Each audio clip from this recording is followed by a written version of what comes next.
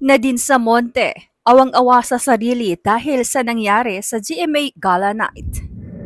Bagamat ayaw na sanang pag-usapan pa ng actress na si Nadine Samonte, ang pangit na karanasan niya sa GMA Gala Night 2024 ay pinili pa rin ng actress na magsalita upang matapos na at huwag nang lumaki ang issue. Ikinuwento ni Nadine kung bakit nga ba siya umalis ng okasyon kahit hindi pa tapos ang programa. Ipinaliwanag din ng actress na siya ay yung tipo ng artista hindi pa VIP treatment. Ngunit wala din naman umanong masama kung makatanggap din sana siya ng patas na trato bilang isa sa mga invited guests sa GMA Gala 2024. Kwento ni Nadine, yung gown ko, I was the one who paid for it and of course my team. Actually, may imbitasyon. This is actually my second gala. Yung first ko was last year. And last year, hindi ako masyadong nakapag-prepare kasi parang malapit na yung gala noong masabihan ako. Kaya naman sa ikalawang taon ko, I made sure na mapaghandaan ko talaga.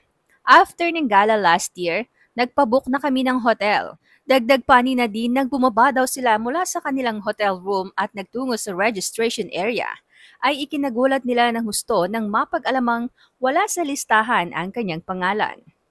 Sa guest list kasi nakabase ang mga taong in charge sa registration kung saan nila i-assign ang table ng bawat bisita. Maibibigay rin si guest na table number upang mabilis itong makita ang pwesto pagdating sa Grand Ballroom. Hindi basta-basta pinapapasok ang mga wala sa guest list. Dagdag pa ni Nadine, kanyang tinawag ang handler Sir Sparkle para ito na sana ang mag-ayos. At ng mga oras daw na iyon ay nakasabay niya sa registration ang kapuso young actress na si Althea Ablan. Co-star sila sa Forever Young at mag-ina sila sa serye. At nang tignan daw ng staff kung mayroong available seats, ay nakita nga sa registration area na may bakanting upuan sa table nila Althea. Kaya naman si Nadine na raw ang nagsabi na baka pwedeng doon na lang siya makiupo. So sabi ko, okay na ako, at least kasama ko sa table si Althea and kilala ko naman ang mga kasama ko. Kaso pagdating namin sa loob, bawat seats may pangalan, kaya hindi ako nakaupo sa table nila Althea. Parang ako, paano ba? Saan ako mauupo? Or dapat ba umalis na lang ako? Na-solve daw sandali ang problema nang makahanap ng bakanting upuan sa isang lamesa na walang mga nakalagay na pangalan. Pinaupo na lang nila ako sa dulong table, walang mga pangalan ang seats. Nagkahiwalay na kami ni Althea. Nagkataon na dahil maliit lang ang dala kong purse, nag-offer siya kung gusto ko na ilagay ko muna ang cellphone ko sa purse niya. So wala akong phone. Ngunit gumawa raw ng paraan si Nadine upang makontak niya ang kanyang handler sa Sparkle para ipaalam dito ang nangyayari. Dagdag kwento ni Nadine, buti na lang nakita ko si Jack Roberto and nakisuyo ako sa kanya kung pwedeng pakikontak ang handler ko. Nagkataon kasi na pareho kami ng handler.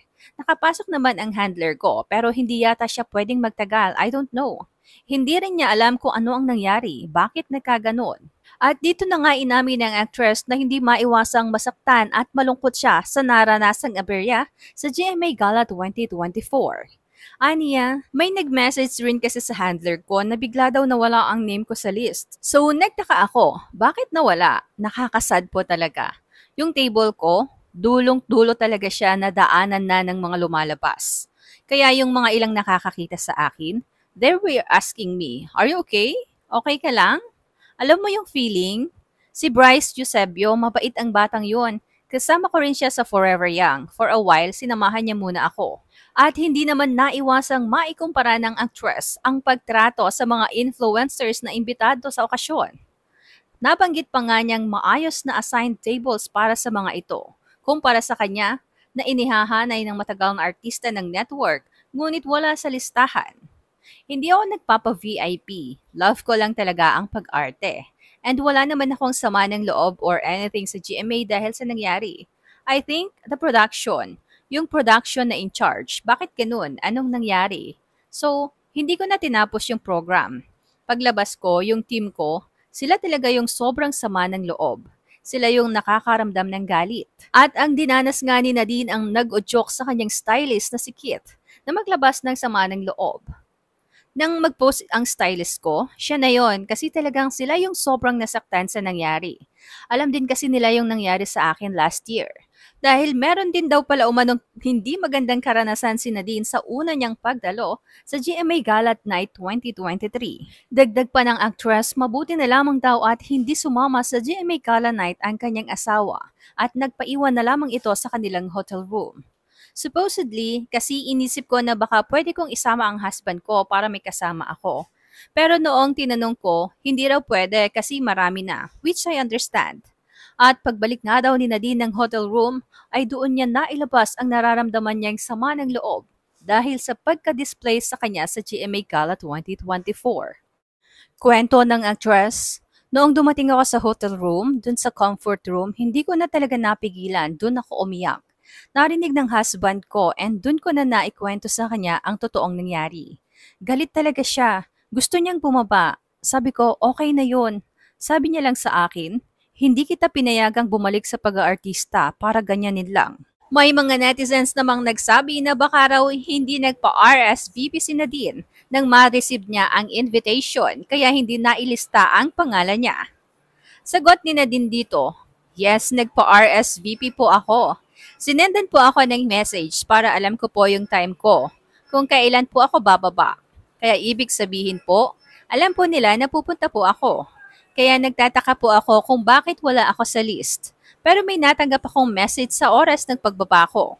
Dagdag pa ng actress sa instruction na na-receive niya, between 6 to 7 p.m. ang call time niya para rumampas sa red carpet. Patunay umano ito na kabilang ang kanyang pangalan sa mga tinatawag na senior stars ng Kapuso Network. Matapos naman ang insidenteng ito ay naka-receive ng text message si Nadine mula sa nagngangalang Jerome sa production ng GMA Gala 2024. Kwento ni Nadine, parang basically, he was apologizing sa nangyari. Tapos, may nangyaring instances din daw po sa table arrangements and rest assured they will do better sa major events po nila. Tapos sa dulo ng message, nakalagay na, we still hope that you had an enjoyable time tonight. At dito na nga natawa ang actress. Naloka ako doon, kaya hindi na lang po ako nag-reply. Kasi baka iba pa po ang masabi ko sa message. Natanong naman si Nadine kung may nararamdaman ba siyang sama ng loob sa GMA Network dahil sa naranasan niya. Nilinaw naman ng actress na wala siyang anumang tampo o hinanakit para sa network. Hindi po masama ang loob ko sa GMA and I'm still thankful kasi nabigyan ako ng magandang show and opportunity na maipakita ko yung skills ko sa acting. Masama ang loob ko sa production ng Gala Night kasi may nangyari na before, tapos ngayon meron na naman. And questionable talaga para sa akin na wala ang name ko doon. Yun lang naman po. And sa ngayon, work lang talaga ang gusto ko po. I love acting and na-realize ko nga po na basta masaya ako sa pag-arte, okay na po yun.